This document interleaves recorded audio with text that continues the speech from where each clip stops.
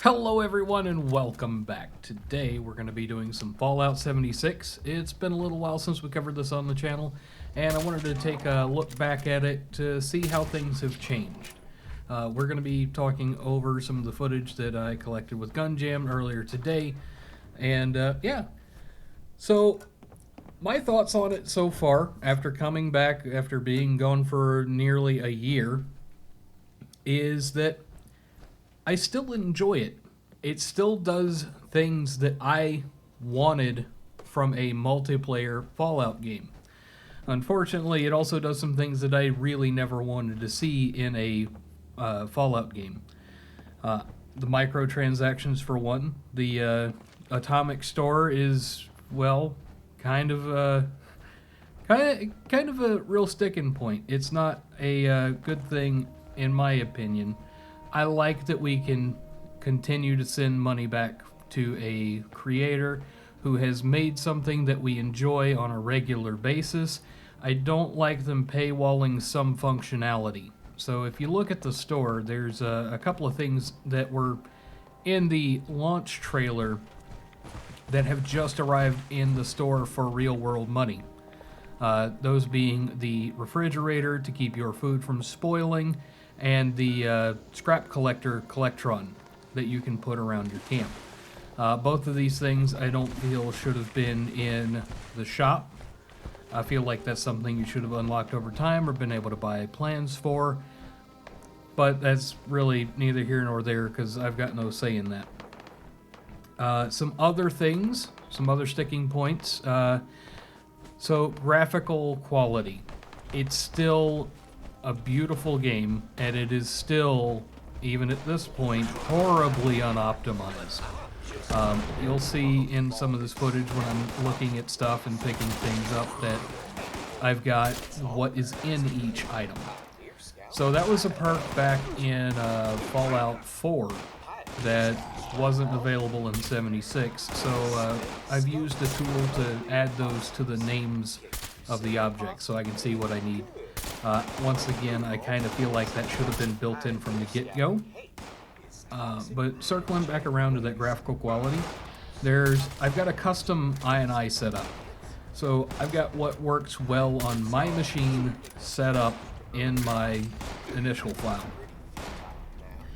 It does good things for the frame rate, it makes it look better.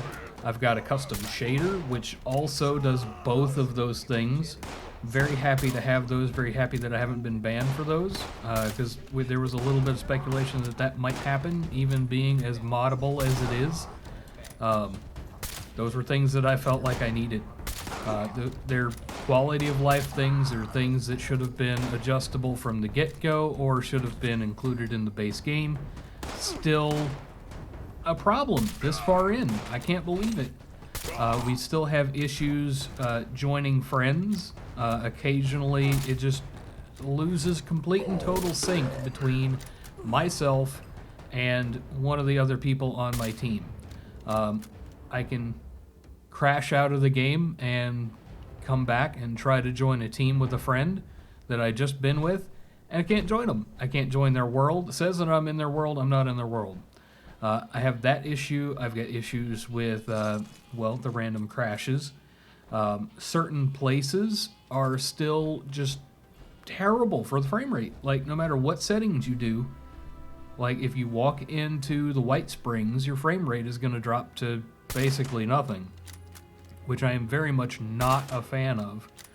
But it is what it is, and that's something that should have been fixed a very long time ago. I'm going to blame some of that on the density of objects that you could pick up on the inside. It is a very popular farming location. That said, there's not too much of a density differentiation between that and Camp McClintock, or whatever. I forget the name of the camp. But it's got a lot of good lootable things. It's a very farmable location. A lot of people farm it. And it doesn't have the frame rate issue. It doesn't cripple your machine to play it. And you've seen what my machine can do. I play VR all the time. If my machine can handle stuff like hot dogs, horseshoes, and hand grenades, and stuff like that in VR, why can I not get around the Enclave bunker without dropping to like 10 frames per second? That's unacceptable. And it's not something that I can fix by myself or with mods. This is something that should have been fixed on day one. Back to some good things. I am very happy that they continue to push out updates. I do like that it continues to grow, continues to evolve. The missions that you're seeing us do in this footage are part of the new stuff. They introduced backpacks, which I am a very big fan of. They've got their cosmetic components that you pay for in the Atom shop. Totally fine with that because you get a usable experience. It's just cosmetic. Like, you get everything you need to make a functioning backpack in just the base game. You don't have to pay money for that. I think that was done very well. Continuing on with the good things and the new updates, I like the addition of Sheepsquatch. I've only seen him once or twice, but hey, that's a new cryptid that we can go fight. It keeps it from being completely and totally stale. Some exploits from back in the day still work. Some exploits that we thought were never going away have gone away. I'm very glad that they're fixing that. I just kind of also wish that they were pushing their efforts toward continuing the new content and fixing performance issues. Speaking of coming content, I have seen that they're going to be adding NPCs. That right there kind of excites me.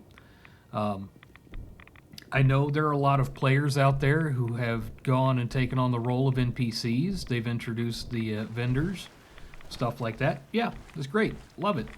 NPCs will also kind of enhance that that experience.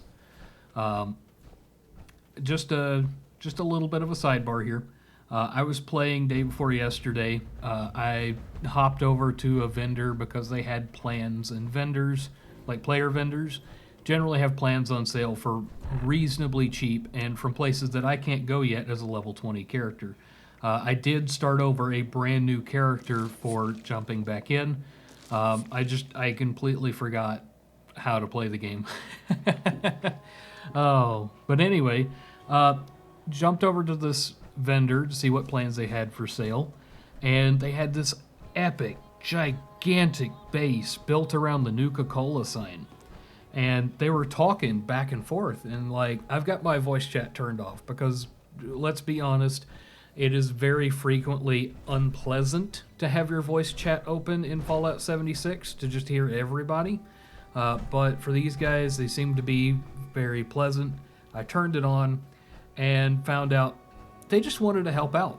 So they took a look at my level and they sat there using their equipment, asking nothing from me, and built me a complete set of deep-pocketed Brotherhood of Steel metal armor for my character at level 20. So I just had one level up I had to do to be able to use all of that. They also decided to build me a gun that shoots 45. Now, 45 is one of those rounds that there's not a lot of guns that shoot it that are worth your time, but they built it, they called it the Fixer.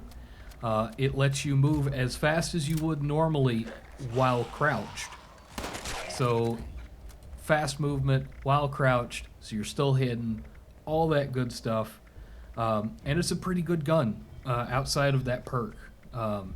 It could use better optics, but beggars can't be choosers, and these guys were really awesome. And I like to still see that in this game. I was afraid, even after, as long as it's been, most of the folks that actually had a passion for the game and wanted to help folks out would have left. But no, these are folks who have spent their time making good stuff for other people, just out of the goodness of their hearts. Now, if you start messing with their base, on the other hand, I'm pretty sure it would have gone very, very poorly for anybody who decided to mess with it. But really, hanging out in noob areas and kidding folks out, asking nothing in return, that's some good stuff. Like I said, very glad to still see that in the game. But yeah, that's my impressions on Fallout 76, coming back to it after a while. I'm going to continue playing this. It may return to the channel for a little bit. I'm not sure what capacity is going to come back to the channel, but I like it. I'm having fun, and that's the kind of things that I like to share. So yeah. Well, it looks like that's going to do it for us today, guys. I wanted to say thank you for hanging around this long. If you did and you haven't already hit subscribe, please do. Just so you don't miss out on any of the other cool stuff coming on down the road. If you'd like to hang out with us, please hit us up on Discord. Link is in the About section on the channel, or you can go to discord.wonsnot.com, and I will see you guys in the next one.